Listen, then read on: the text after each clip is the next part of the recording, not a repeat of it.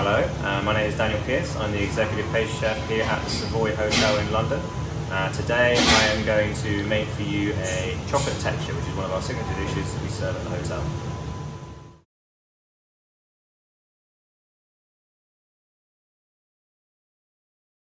It is a chocolate sweet paste tart, which is filled with a Cara Crakine, which is like a biscuity sort of texture, mixed with chocolate, and we're using some hazelnut paste, and we're going to make it ourselves. And we're using paste, not praline, because praline has a lot of sugar inside of it, and we're trying to reduce the amount of sugar that we're using inside of our sweets.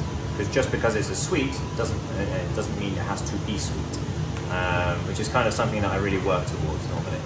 It's then topped with a chocolate cremeux, which is a type of chocolate custard. And then once that layer has set, we top that with a chocolate mousse, which is glazed inside a hazelnut gianduja glaze. And then it's finished with some chocolate petals or some chocolate shards, which we're going to make together today to decorate around the outside.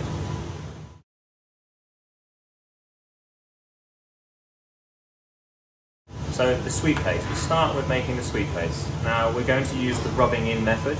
There are two types of methods when you're making sweet paste. Today we're going to make the rubbing in method. So we're going to take the butter, we're going to cut it up into small pieces so that when it mixes with the flour, it's going to coat each layer of a bit of fat is going to be coated with flour. That will help to give you a nice short, crisp consistency when it's finished baking.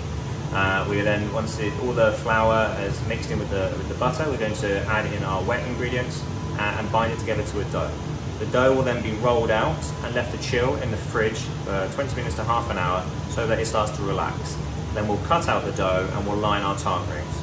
And we'll bake our tart at about 170–175 degrees, depending on your oven, for about 10 to 12 minutes until they're golden brown. Take it out and we're going to wipe the inside of the tart case with a little bit of egg yolk, and that's going to help give it an extra sealing, so that if there's any holes in there, small tiny little holes, you're not going to see them, and the liquid when we put inside is not going to run out. Okay?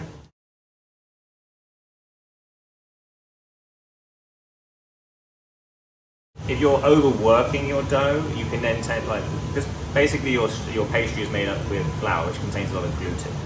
If you're overworking your gluten, it becomes tougher. So really what we're looking for is light hands, cold hands. When I first started cooking, they always used to say to me, you need cold hands to be a pastry chef.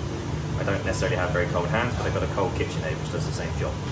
If you are making it by hand, you want cold hands, okay? Because you want to keep the butter from melting. Once your butter has melted, you can't make a decent quality pastry. You need your butter to be cold pieces.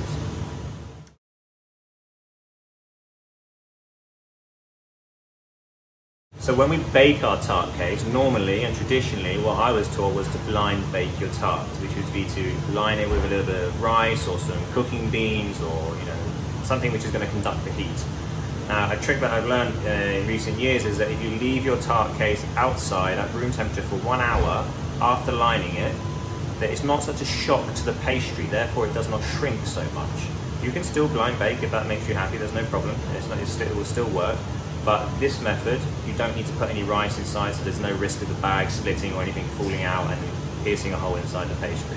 You'll see later on what we do it. If I put it from the fridge to the oven, it's like putting a cold steak in a frying pan. It shocks it. So we're really letting it come up to temperature, and then we're going to bake it at 1 hour. We're going to bake it after it's rested for 1 hour at room temperature.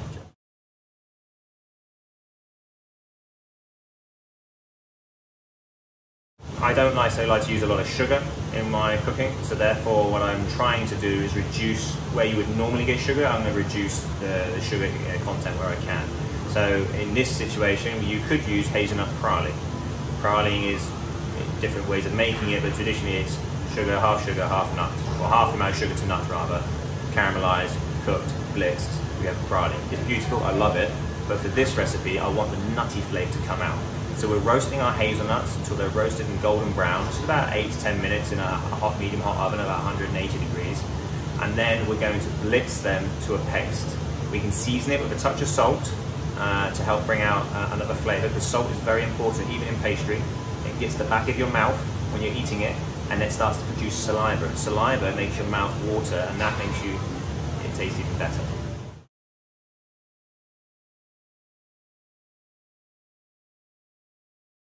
So we're using Cara Crakine in the base of our tart as well as the hazelnut paste, which adds another texture. This dish is called chocolate textures. So Cara Crakine is a product which we use from cocoa berry. It's like, closest I can say, it's a little bit like Malteser. It's lots of little pieces of biscuit bound together with like a nice chocolate flavour, milk chocolate, sorry. And then with the hazelnut paste as well, it's all together, it adds a beautiful texture at the bottom of our tart case.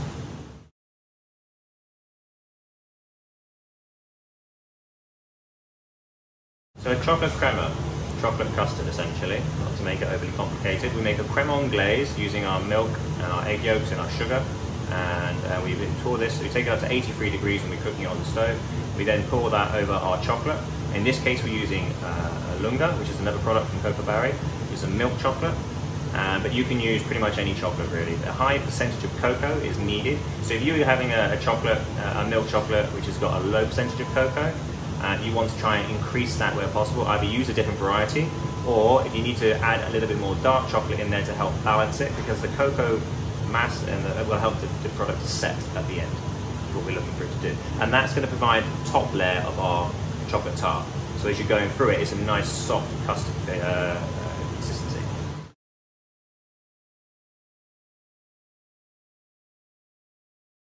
So at that point the egg yolks have cooked. And that's when the egg yolks have cooked, they've thickened, and that's what we're looking for. We're looking for that thickness in the consistency of the custard before we pour it over our anglaise. Too thin, the egg yolks aren't cooked, your consistency when it's finished will be completely different.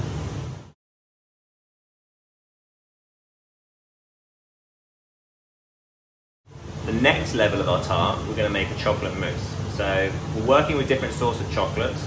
We're adding different textures, we're adding different bitterness levels. So when you're eating all this together, and you go from the top to the bottom, you're going to end up with a lot of different flavours going through your mouth, but they marry very, very nice together. So our chocolate mousse, we're making a cremeux glaze mousse, which means that very similar to the cremeux, we would make a cremeux glaze, pour this over our chocolate, melt it together, emulsify it together, and then when it reaches around 35 to 40 degrees, we'll whip our cream and I'll fold our cream through. We do that at that temperature because if it's any hotter, you'll melt the fats inside your cream and then you'll lose the volume that you're trying to obtain. So that's why it's important. We freeze that, and once it's been frozen, we'll then make our glaze, and we're going to then glaze our chocolate mousses when they're finished.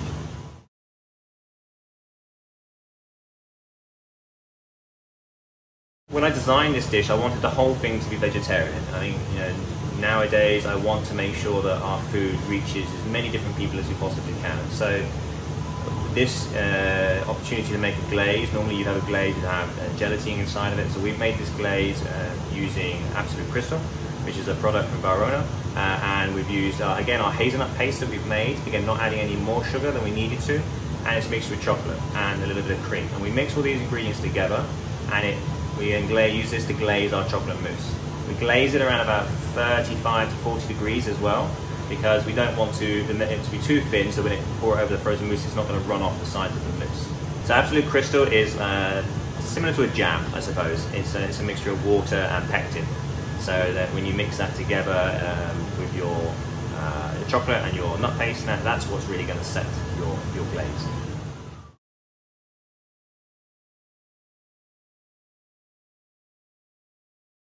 We are going to decorate it with some chocolate petals. So we're going to temper 2 different types of chocolate. We're going to temper some dark chocolate, and we're using fleur de coeur today, which is a 70% chocolate from cocoa berry. It's got a nice, beautiful, bitter texture, a taste to it. And then we're using a caramelized zephyr, which is a caramelized white chocolate, which has a natural saltiness flavour, which again, like I spoke about before, the saltiness helps to cleanse your palate, which is very important in cuisine. Therefore, you don't need to drink lots of water. And it's those 2 things we're going to temper together. I'm going to try tempering in 2 different ways to teach you 2 different methods. So we're going to temper one on the table to do the marbling method, and we're going to temper one in either a direct method or a seeding method.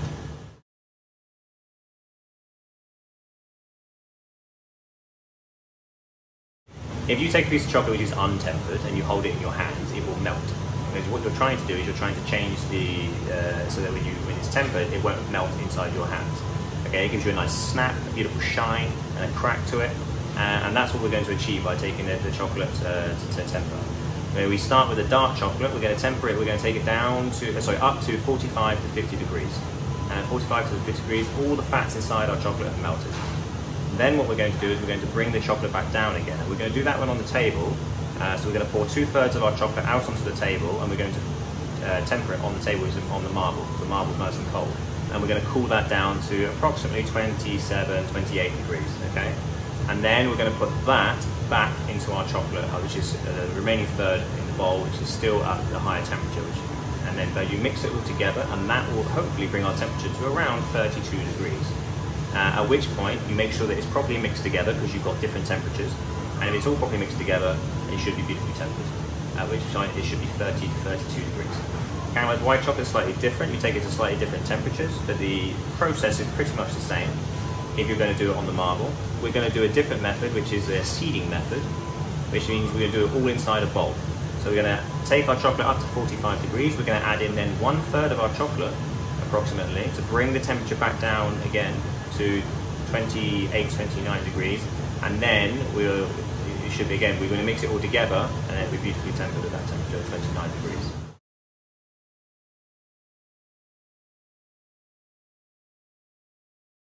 So today I work at the Savoy Hotel, but I haven't always worked at the Savoy. My journey started many years ago now, where I was working in the West Country, where I grew up, in some local hotels and restaurants.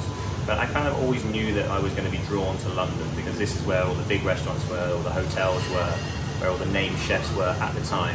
And I moved to London in 2005, where I started working at the Mandarin Oriental. I worked in a hotel restaurant there called the Foliage, where I stayed for 4 years, and I grew, and it was my first Michelin star restaurant. It was my first big restaurant, you know. It was my first time in London, so it was quite daunting, a little bit scary, but I enjoyed the process of learning so many things so quickly, and it taught me an awful lot about being a chef. Then I moved to the Langham Hotel. I reopened the Langham Hotel, which again was a whole new process. Learning to do an opening was something which some of you may come across in your careers, but it's an experience that has to be done, and it really teaches you an awful lot about yourself and also our industry. I then joined the Mandarin Oriental again in a different role. From where before I was running the restaurant, I then went back to run the hotel as a sous chef, to the pastry chef at the time. I did it a further 2 years working there, and at which point I left to join Hakkasan Group. Hakkasan Group was a real eye-opener. It was a bit different for me. You're going from working in fine dining, 5-star hotels to, my friends didn't understand working in a Chinese restaurant, but for me, I had a bigger picture. I was working with a very great chef, and I learned a lot from him, and we took it from 5 restaurants when we first started to globally, to when we finished working there, it was ended up at 35, 40 restaurants. So it taught me an awful lot about opening restaurants, building teams, putting in consistency and management, which was a very important part of my career. Which then brings me on to here. In 2018, I joined the Savoy, actually October 2018, so it's been 2 years now. I joined the Savoy. I had a very large team. There was a team of 32 pastry chefs working here underneath me. And we have 10 or 11 outlets inside the hotel, running from Simpsons on the Strand, which caters for 150 to 200 people a day. Casper's inside, which is our other hotel restaurant, which again does about the similar sort of numbers. You know, the hotel has 268 rooms. We're a very busy operation. You know, we do afternoon tea for up to 180 people a day, and you know, we have shops and bakery and basically everything I always wanted as a young chef. When I came to London, I wanted to work in a hotel where I could learn my trade, essentially. And I was very fortunate to work in some great hotels, but I didn't work in a hotel where I learned everything in one place. And when I joined the Savoy, that was my ambition, to make you could learn everything you wanted to in one establishment. And it's a fantastic hotel. It's a very supportive hotel. You know, they give us what we need to do our job and do our job well. So I'm very lucky to be here today.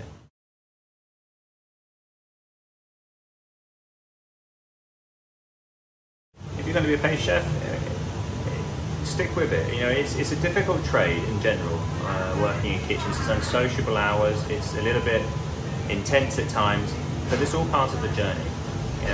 You need to love what you do as to what I was told when I was a young chef. You need to love it when it's the good days, you need to love it when it's the bad days, because there'll be a mixture of both. But it's the same in any industry that you do.